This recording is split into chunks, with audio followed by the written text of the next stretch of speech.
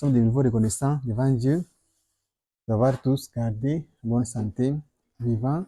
Nous sommes infiniment reconnaissants après une bonne journée, d'avoir joué au jeu pour certains, écouté la musique, regardé la télévision. On va finir la journée par une lecture de la parole de Dieu, car il est dit, l'homme vivra de toute parole qui sort de la bouche de Dieu, non seulement de la nourriture, mais de tout ce qui sort de la bouche de Dieu, l'homme vivra de ça. On va lire dans Psaume 89, le verset que nous lisons ces derniers temps. Psaume chapitre 89, verset 50, verset 52. Psaume 89, de 50 à 52. Vous y êtes? Psaume 89, verset 50, verset 52.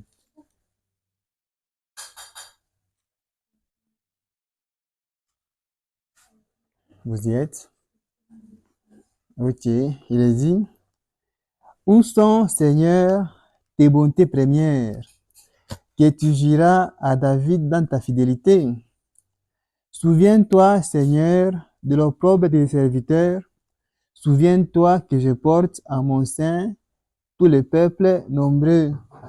Souviens-toi des outrages de tes ennemis, ô Éternel, de leur outrage contre les pas de ton roi. Je reprends. Où sont, Seigneur, tes bontés premières, que tu juras à David dans ta fidélité? Souviens-toi, Seigneur, de l'opprobre de tes serviteurs. Souviens-toi que je porte en mon sein tous les peuples nombreux. Souviens-toi des outrages de tes ennemis, ô Éternel, de leur outrage contre les pas de ton roi.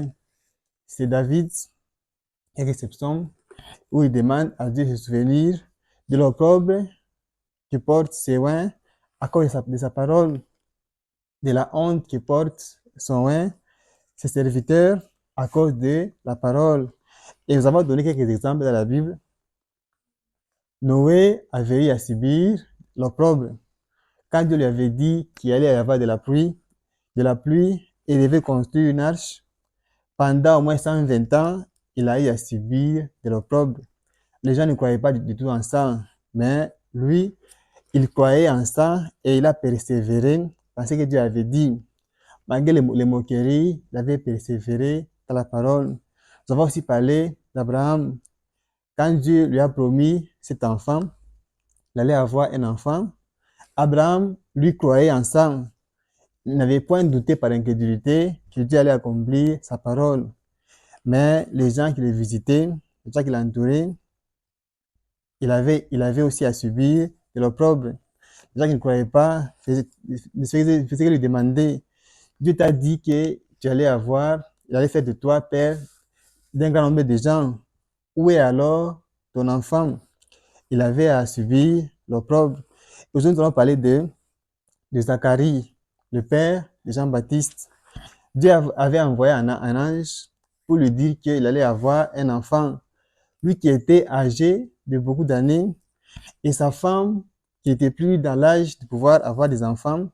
Mais Dieu lui avait envoyé un ange devant lui pour lui dire qu'il allait avoir un enfant.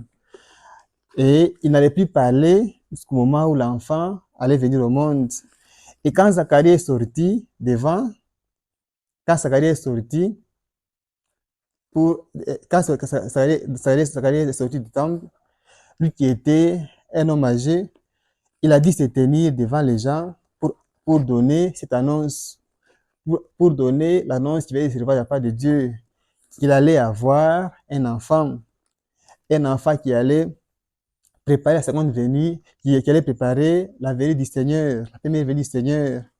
Lui qui était un homme âgé, il a dû sortir pour donner cette annonce. Il y en avait qui avaient accepté, mais d'autres n'avaient pas accepté.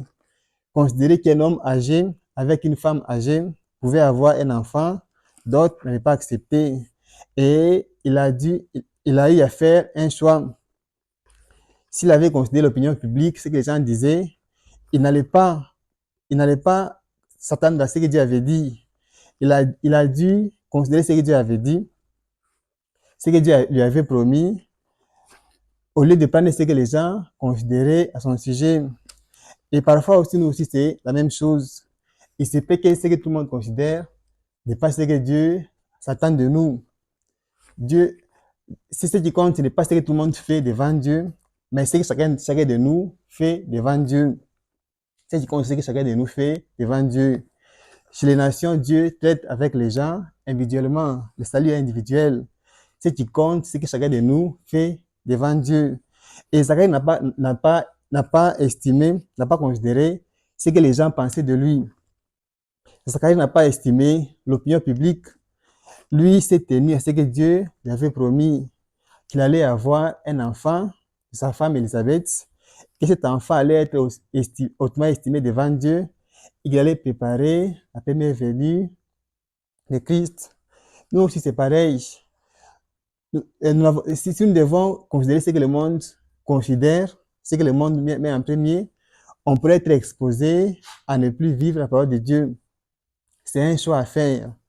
Comme Moïse en Égypte, lui qui était un grand prince, en tant que prince, il ne manquait de rien en Égypte.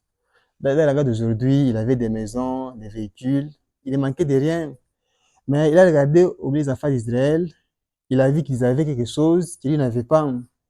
Ils avaient Christ au milieu d'eux. Et il a estimé cela comme étant une richesse plus précieuse que tout ce qu'il avait en Égypte. Il a préféré marcher avec le peuple de Christ que marcher dans la gloire du monde et perdre son âme.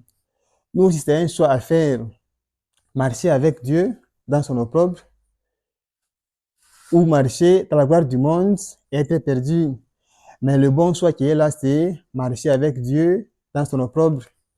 Bien que cela ne fait pas la une au milieu des gens, bien que sa parole ne fait pas les gros titres, mais il est préférable pour nous de marcher avec Dieu dans sa parole pour qu'à la fin que nous soyons sauvés, avoir la vie éternelle. C'est possible, nous allons demander à Dieu de nous donner son esprit, que son esprit nous montre quelle voie suivre, que son esprit nous montre comment marcher dans sa présence, comment le plaire, afin que nous puissions accomplir ce qui s'attend de nous, afin que nous puissions faire sa volonté dans nos vies. On va demander ça à Dieu. Et faire la partie de la requête comme d'habitude. Il y a une chanson.